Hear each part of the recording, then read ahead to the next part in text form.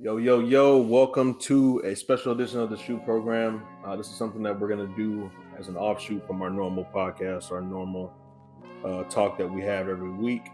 We're going to call this one J and E or E and J. We haven't really decided yet, but basically it's going to be half of the squad doing this one.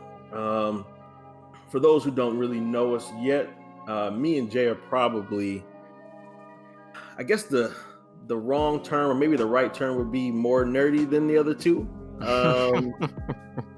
We are into more.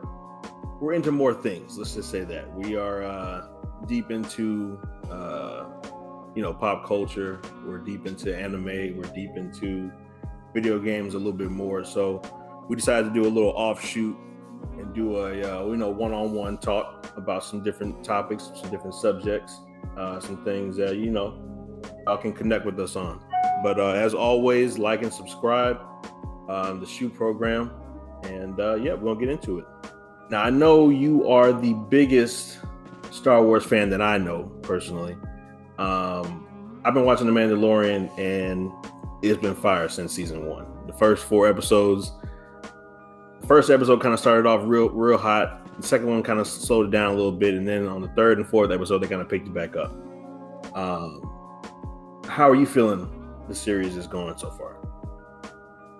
I feel like it's going good, man. I really feel like it's almost better. Well, I will say it's better than the sequel trilogy, and that's kind of crazy to say that it's better. It's doing better than the feature films. I like where it's going. I like Dave Filoni's direction and Jon Favreau.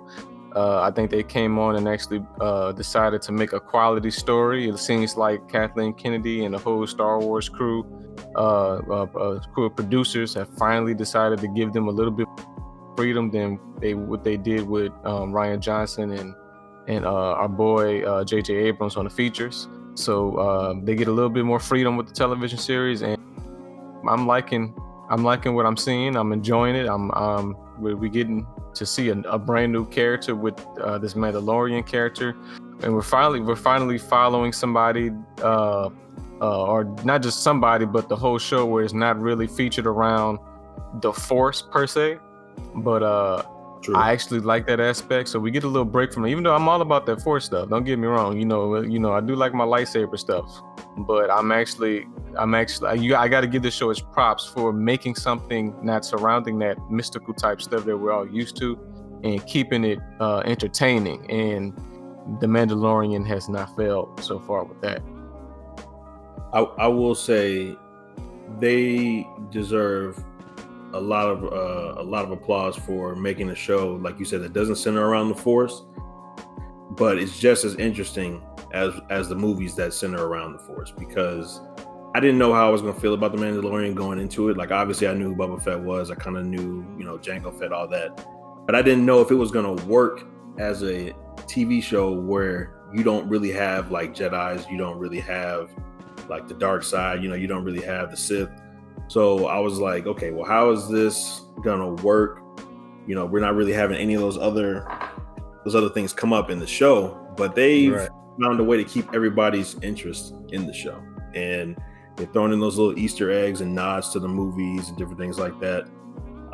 And then, spoilers for anyone who hasn't seen the second season yet, but showing Boba Fett at the end of the first episode, that was real big. Yes. So I like how they're pretty much like it's the same timeline, obviously. It's set in between, what is it? It's set in between Return of the Jedi and Force Awakens. Force Awakens, right. Mm-hmm. So I like how they're continuing the timeline and filling in some gaps and holes for what's going on. I will say, for me personally, I do want to see some more Jedi stuff. Like, I want to see somebody come through that's a Jedi. Like, it was cool seeing like the Rogue Squadron dudes or whatever come in the last episode and help him get out of that situation. So that was real cool. But I do want to see some more Force stuff in it, me personally. Yeah, and me too. And I'm glad that the rumor is, and the rumor I believe is true, but Star Wars or anybody from the team hasn't officially came out and said that Ahsoka is going to be in this season. But I'm excited to see Ahsoka be in the series and being the last episode. I mean, or in the series. But yeah, so I'm so of course, like I said, I'm a Star Wars lightsaber Force guy, and I know all that stuff. So it seems like it's still, for the most part, that stuff is still surrounding the story. So it's not like Dave Filoni and Jon Favreau have really backed away from it completely. But you can see that it still has some kind of connection to it. The Boba Fett thing, dude, I honestly, I actually, while it was exciting to see Boba Fett in the episode, man, I did have kind of mixed feelings on seeing him, because I know for the most part that people have been, especially the fans specifically the fans have been trying to get like some type of Boba Fett, movie or TV show that focuses on his character. Right. And for the most part, Star Wars has like kept its stance, like, hey, he's dead, he got ate up or whatever, but now we officially have confirmation that he's alive. We get to see him. Mm-hmm. It's the same actor from the Clone Wars. Yep. He's straight up alive. So exactly. So Star Wars has kind of given into the fans on that part, and I wish they would have did that with the films, to be honest. Right. But I always felt that Boba Fett could have been a character that they could like expound upon, basically. Giving him extra time, giving him a backstory, and actually see like what happened with him, like growing up or whatever. So it'll be interesting. It's been cool seeing the Mandalorian like history, because like I said, I didn't really read the novels. I just mostly am into the movies and the Disney XD shows and all that. So it's been cool to see like, this is the way and all that, like, and seeing like the difference between Mandalorians who take their helmets off and the ones that don't. So like all that history learning has been really cool. I like watching that kind of stuff. So I enjoy it, man. It's been good. And the last episode that we just saw ended off on a pretty good note. And then the child, man, Baby Yoda. Great character. Great character. It's gonna be interesting to see like how they tie that in with Yoda at some point. So right. And there's so many like rumors and theories with that character, but I can tell you the number one reason. Spoiler alert, the number one reason why Baby Yoda, or the child as they call him, is in the show. I'm sorry to break it to y'all. For the audience listening, but the real reason they have that character on the show is to sell toys. So Star Wars, I'm a big Star Wars fan, and one of the things that made Star Wars popular like it has is not just the movies, not just the books, but it's the toys. And for the viewers out there, when I remember when George Lucas first started when he did the first episode 4, the studios didn't have faith when he was pitching this. A lot of studios didn't have faith on Star Wars, and to the point where he didn't accept any pay for the first movie. But he did ask to keep the rights to merchandise, and they let him do that because they really didn't have faith in the movie. And that was the most dumb choice Hollywood has ever made, because that movie banked so much money off the merchandise. He used that money to make the next 2 films. And I bet Hollywood and those producers regret that. But not to segue too far, but Baby Yoda is a great character. I'm very curious on how that's going to turn out. You mentioned about Darth Maul too. With the last 2 episodes, we with the Mandalorians, the new Mandalorians that the character has come across, they had a big role in the Clone TV series. And if you watch the Clone Wars TV series, you would know that Darth Maul's character is revealed to have survived his fall from episode 1. And this long adventure, to make a long story short, he actually takes over like the whole Mandalorian clan on their planet, and becomes the leader of this Mandalorian team or clan called Death Watch. And we get to see the new characters. Her name is what's her name? I can't think her name. Katarn. Bo-Katan. Yeah. Yeah, and she was like, head on, going to war with him. So we actually get the Darth Maul connection in the show, and we saw that Darth Maul connection too in the last season, where Moff Gideon reveals he has the Darksaber, which was with the weapon that Darth Maul wielded in the TV show. So we get to see those connections there, and this also goes on with the news that, like you said, you wanted to see, EJ. You said you wanted to see Darth Maul be a little bit more in the series, but George Lucas came out recently and I believe in his book that he wanted Darth Maul to be the main enemy in the sequel trilogy. How you feel about that? That would have been interesting. Now, I saw that. I don't think I got a chance to text you about it, but I read that article on IGN. I think last week when it came out. And more, like going back and looking at his ideas for the sequel series, they should just let him just do it, because the way that this one ended and just the way that they messed it up with having those different directors come in, and JJ didn't mess it up, but we all know what happened with Colin Trevorrow. We already know what happened with that. He just threw a whole wrench in everything and messed everything up. But if they would have just let George do it his vision, his way, I think we would have been a lot better off. Because to me, even as a kid, when the prequels came out, I was like, Darth Maul that's like the best villain. Just before I even saw the movie, I was just like, the character looks cool. He had the double-edged lightsaber. He was going off, and I was just like, and then when I went to see the movie, he was in there for like 5 minutes early in the movie. They showed him again talking to the Emperor, blah blah blah, and then they showed him at the end, and he gets killed. I'm like, bro, like this is supposed to be the guy. Like, what's going on? So I was upset when I was a kid, but like you said, seeing him on the XD show, I've seen some of it, but I didn't see the part where he got the it's the Darksaber, right? Right. I didn't see all that. So I mean, that's good to know that ties in with the Mandalorian, because I didn't know what that. Like, I saw the saber at the end of the first season, but I didn't know the history behind it going into it. Right.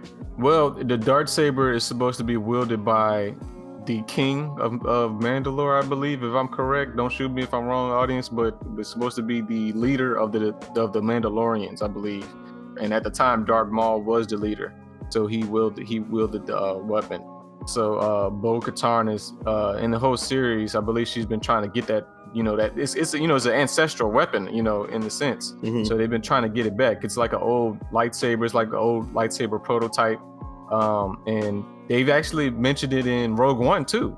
There's a scene where the main characters are going through like the Empire's files, and the dark saber appears. If you have to go back and watch it, but it's like a bunch of Easter eggs about it. So it's a very important weapon that has so much lore in it.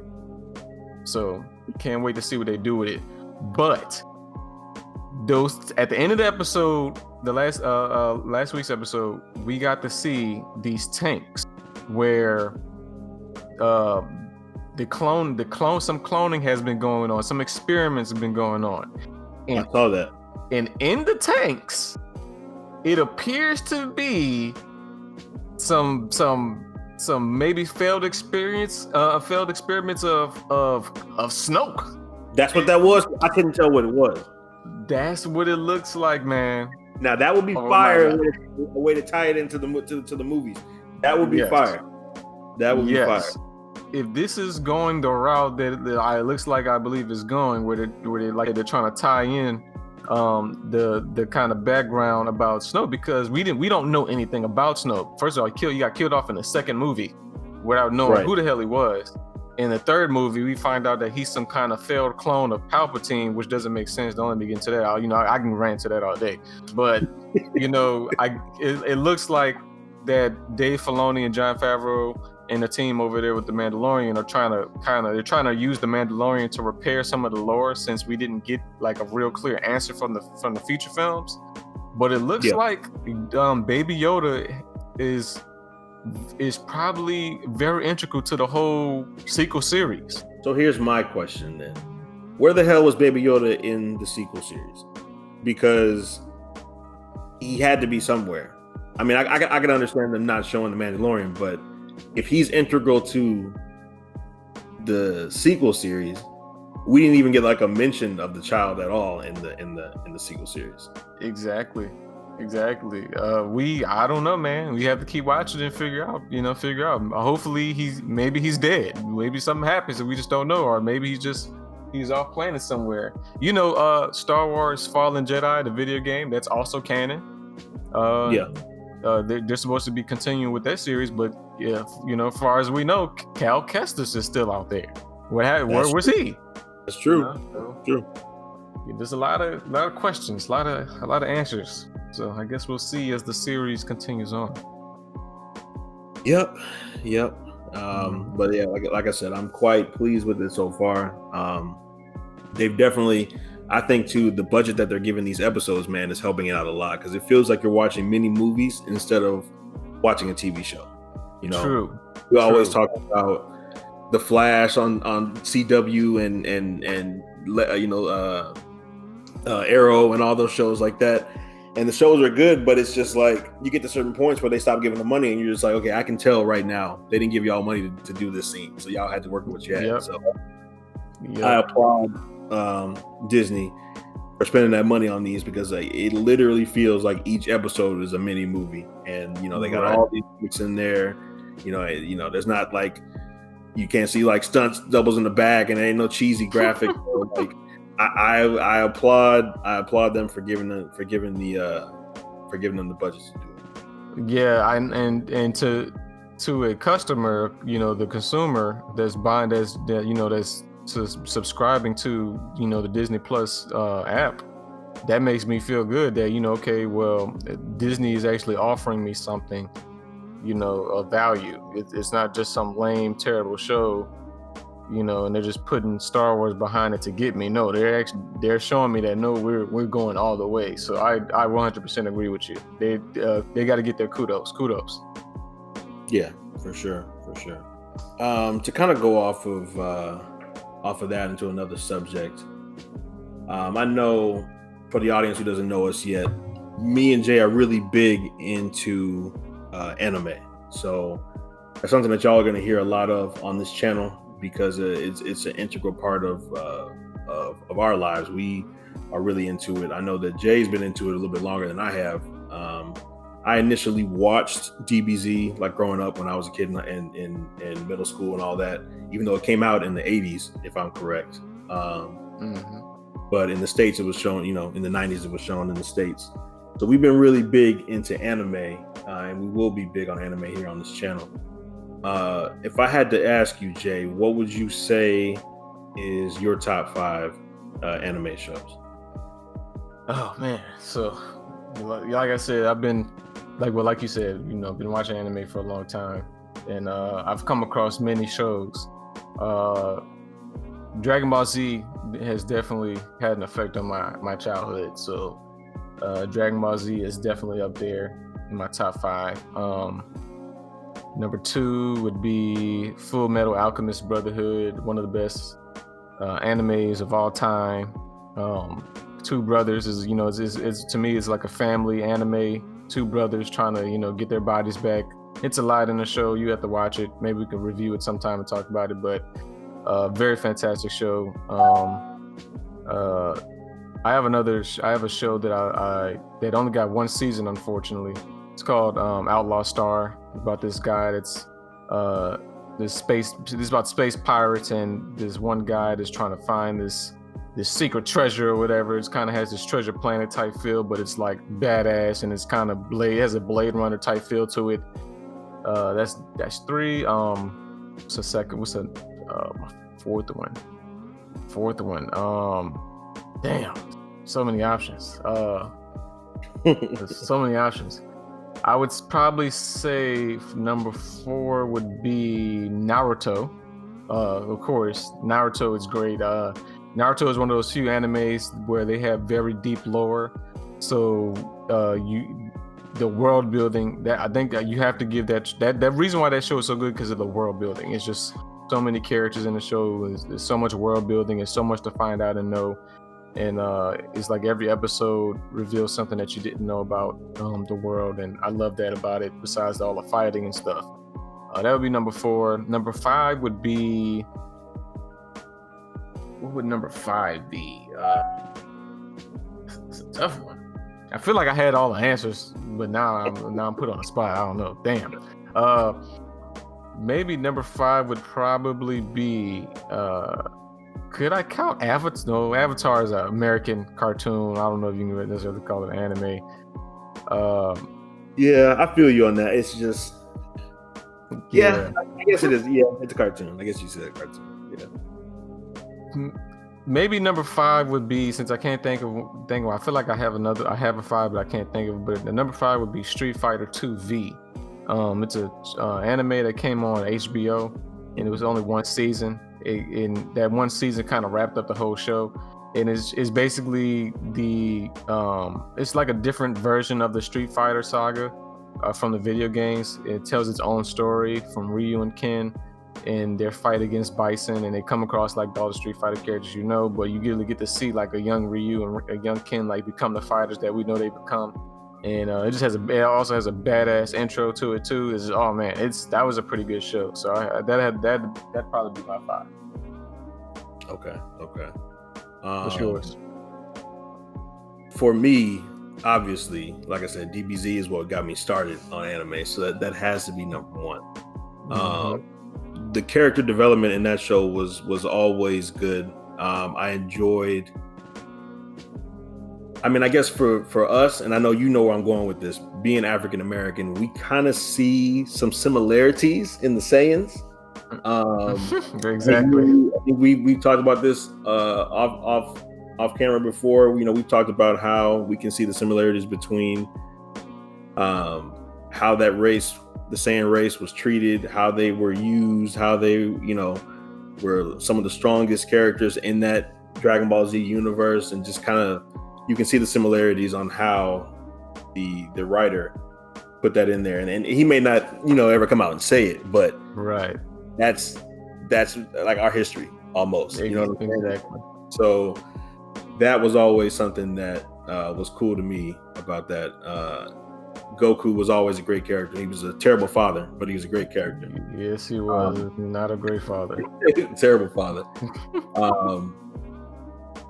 I think what did it for me for Dragon Ball Z was the Gohan arc with the Cell saga. So that whole saga is what did it for me. Because basically Gohan is the strongest. I don't care what nobody's trying to say. What he did at that age, nobody did. And they kind of wrote his character off in the sagas after that.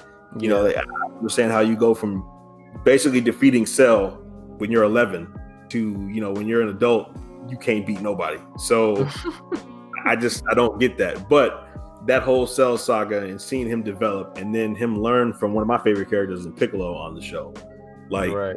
That was just awesome. That whole thing, and how Piccolo, his story arc from being a villain to basically being the mentor for Gohan, that was super cool. So I really arc.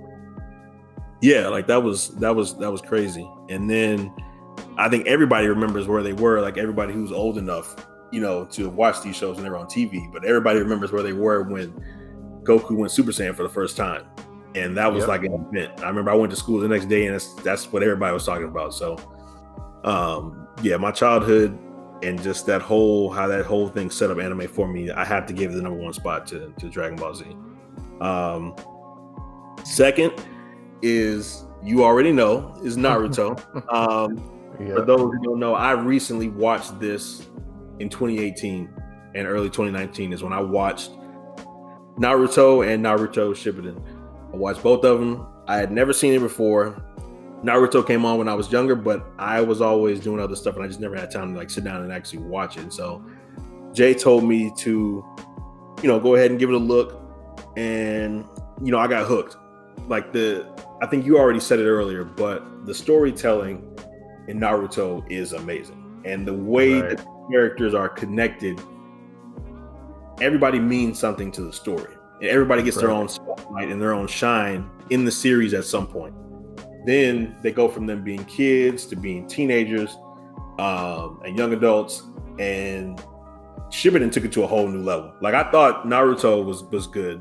Shippuden came out, that took it to a whole new level. just seeing like how they were when they got older, and just seeing the way that their powers developed, bringing in the different enemies and tying stuff into to all the characters, man. I want to give it. It has to be. I give it 2 on my list, but it's kind of like 1B, honestly, because if I had watched Naruto and DBZ at the same time, I might lean towards Naruto over Dragon Ball. So I'm kind of 1A, 1B on that, but I'm gonna give it 2 on my list. I feel you. No, I agree with you. It's that close. It's really that close.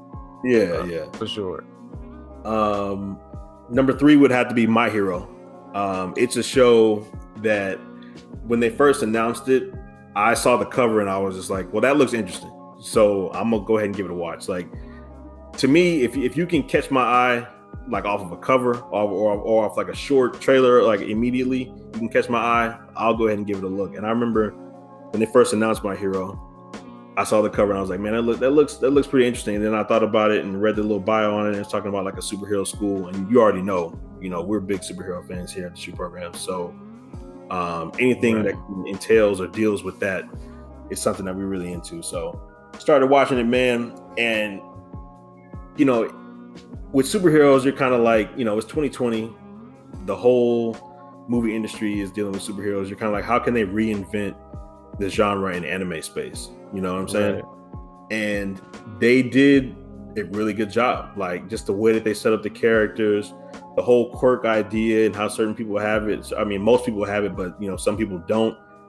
Then the whole All Might thing and the All for One, like, great story. I actually just finished watching. It was a season 4 that we're on now. I just finished watching season 4 a couple weeks ago, and then I watched the movie right after that. So I'm still in that My Hero Academia mode right now, but it is great, man. It ended on a good note on season 4 too. I watched the movie after that. That kind of ties in, like, kind of goes from the end of season 4 to the beginning of season 5. So definitely My Hero is gonna be number 3. Number 4, and I know a lot of people don't. I won't say a lot of people. A lot of people actually do like this, but for some reason, people that I know that like anime, they're not really big into it. But for me, number 4 is Attack on Titan.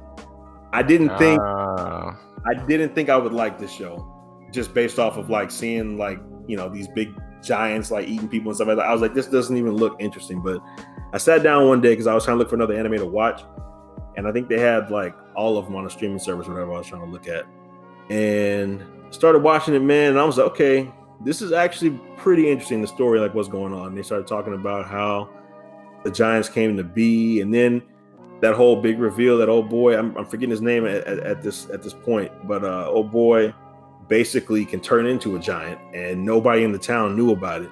And then they start going into the back history of like, there's people in the city that are also giants, that they're hiding amongst the other people in the city. Spoiler alert. So, man, it's just really, really interesting. Like, I didn't think that I would get into it, but Attack on Titan is great storytelling. I loved it, the art style, and so I was really into that. I'm just saying, like one-offs, like the first season Tokyo Ghoul, One Punch Man, great first season, terrible second season. So there's so many animes that are like really good when they start, but they can't keep it up. So 5 could be occupied by like a lot of stuff. But if I had to just name one, just say I had 5, I'd probably Castlevania was way better than I expected. Like, I did not expect that show to be that great at all. Like, I was like, okay, it'll be okay, the whole Dracula thing. Like, I played the game kid, but they really, expanded on the mythology from that series and really took it like in a great direction. But I think that'll wrap it up, bro, for this episode. We'll definitely be back. Like I said, me and Jake got a lot of stuff that we want to share with y'all and talk about with the community. So as always, like and subscribe, and we'll see you on the next episode.